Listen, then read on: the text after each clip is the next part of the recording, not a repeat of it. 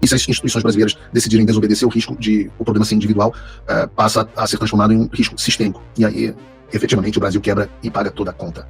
O primeiro passo nessa direção foi dado com a inclusão do Alexandre de Moraes na STN List, né, com base no programa GLOMAG. Eu não sei se tem aí, Bruno, a imagem do nome do Alexandre na ficha corrida. Eu mandei isso lá, o João mandou também. É o PDFzinho que a gente tinha com a imagem do Alexandre. Esse passo está dado. A partir de agora vem o segundo passo. O que vai acontecer a partir de agora? Todas as empresas americanas, públicas ou privadas, recebem a mesma ordem anunciada pelo Departamento do Tesouro e são ordenadas a bloquear todos os bens e valores no nome de Alexandre de Moraes e cessar qualquer prestação de serviço a eles. Plataformas de pagamento, companhias aéreas, escritórios de advocacia, redes hoteleiras, seguradoras, corretoras, empresas de tecnologia, marketplace, agência de viagem, operador de cartão de crédito, aplicativo de banco, todos estão proibidos de manter qualquer relação com o nome listado do Alexandre de Moraes. O que nos leva ao... E antes que me perguntem, não pode mais, não posso mais oferecer KY, porque KY é, se eu não me engano, de propriedade da Johnson & Johnson, que é uma empresa sediada nos Estados Unidos. Então, infelizmente, vamos ter que abandonar aqui o KY. Bota aqui na câmera 2 para mim. Alexandre, sinto muito, mas KY não tem mais.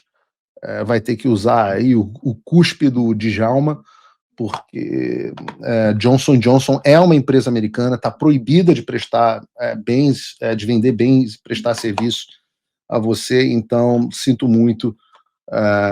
Natura também não pode, então não sei como vai realmente o cuspe do Djalma, é a minha sugestão agora para as suas práticas. Aposentamos aqui o patrocínio do KY no programa hoje. O terceiro passo, está aqui, muito obrigado, mano. O terceiro passo, que foi o que eu expliquei sobre as US Persons, que é este alerta se espalha para fora dos bancos, para fora dos Estados Unidos, os bancos de todo mundo, inclusive esses todos que eu citei anteriormente, são notificados pelas suas áreas de compliance. E aqui vem a parte crítica. Qualquer banco que opere com dólar, que use o sistema SWIFT, que tenha conta correspondente em Nova York, que queira manter negócio com as instituições americanas, que queira fazer qualquer operação em dólar, tem que encerrar, ou seja, todos, tem que encerrar imediatamente qualquer relação com Alexandre de Moraes. E vou dizer, isso inclui conta bancária, cartões, investimentos, custódia de ativo e até operações de câmbio. Viu, Miriam, leitora? Vem aí o quarto passo, então, que começa então a haver o desligamento prático, que é quando o Alexandre terá os cartões bloqueados, as contas encerradas, os saldos são congelados, não são devolvidos a ele, as transferências são recusadas, as reservas são canceladas e ele é banido de qualquer uso de serviços digitais ligados ao sistema financeiro internacional. Até mesmo a capacidade dele de pagar uma hospedagem ou emitir uma passagem de plataforma como Booking, Decolar, Airbnb, Expedia, etc., todas elas são restringidas. Como quinto passo, até as companhias aéreas passam a ser afetadas. Até as companhias aéreas passam a ser afetadas. Empresas americanas como a Delta, a American Airlines, a United, são proibidas por lei de vender qualquer passagem ou prestar qualquer serviço ao sancionado. Companhias estrangeiras que voam para os Estados Unidos ou usam o sistema americano, como o Sabre ou o Amadeus, todas elas, na prática, inclusive Gol, inclusive Latam, costumam também seguir as sanções por precaução. Então, isso, na prática, impediria o Alexandre de embarcar mesmo em voos internacionais que não sejam de companhias americanas. Às vezes, empresas que fazem conexão com os Estados Unidos ou que usam aeroportos americanos seguem as diretrizes do OFAC. O que nos leva ao sexto passo, onde os efeitos também se estendem aos familiares imediatos. O Departamento de Estado dos Estados Unidos já havia cancelado os vistos de Moraes e da sua família 2 semanas atrás, tornando-os, portanto, inadmissíveis no país, e agora, com a sanção ao Tesouro, a inadmissibilidade se torna definitiva e juridicamente respaldada. Mesmo um voo que faça conexão dos Estados Unidos se torna impossível para essas pessoas. E entendam, a proibição atual do visto dos ministros, ela pode ser levantada a qualquer momento. É muito fácil, o Departamento de Estado pode simplesmente levantar a proibição e restituir os vistos. Eles terão que aplicar de novo, mas permitir que os ministros voltem a tirar visto. A proibição da lei Magnitsky, ela é eterna.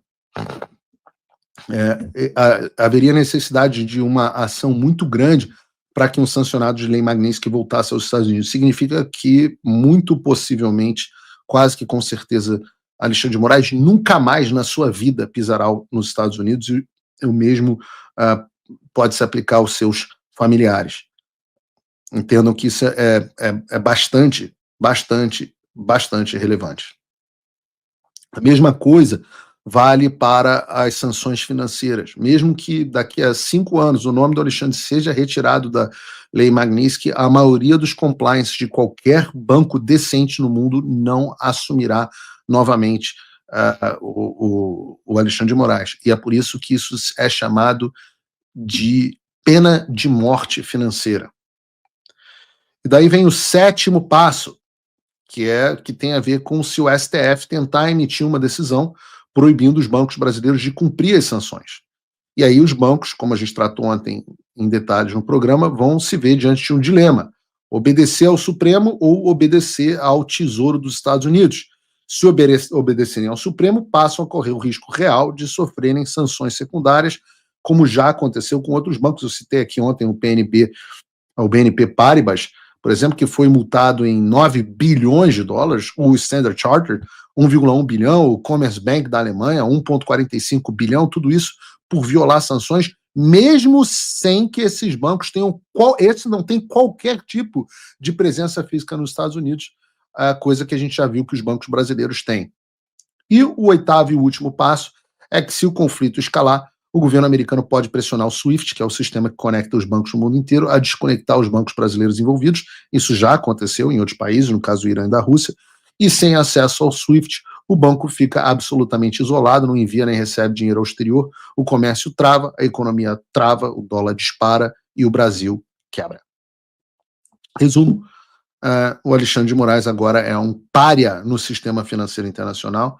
A escalada é clara: primeiro revogação, depois inadmissibilidade, agora sanção oficial, bloqueio de todos os ativos, e se as instituições brasileiras decidirem desobedecer, o risco de o problema ser individual passa a ser transformado em um risco sistêmico, e aí efetivamente o Brasil quebra e paga toda a conta. Se você, como eu, está dormindo mais tranquilo agora que o Trump voltou à presidência, ótimo. Mas e o Brasil? Nosso país continua no buraco. A volta do Trump nos dá esperança, mas as coisas não vão se resolver sozinhas. Vai ser preciso muito trabalho, meu e seu. E não adianta xingar muito nas redes sociais achando que isso resolve alguma coisa.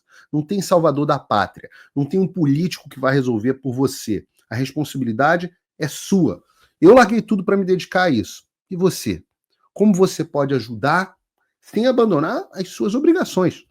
Simples. Apoie quem está na linha de frente. Sem isso, esse trabalho simplesmente não continua.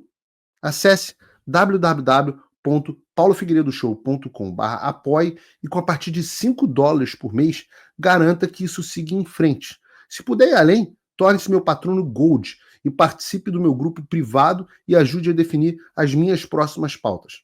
A diferença entre vencer e perder está na ação. Durma tranquilo, sabendo que você fez a sua parte.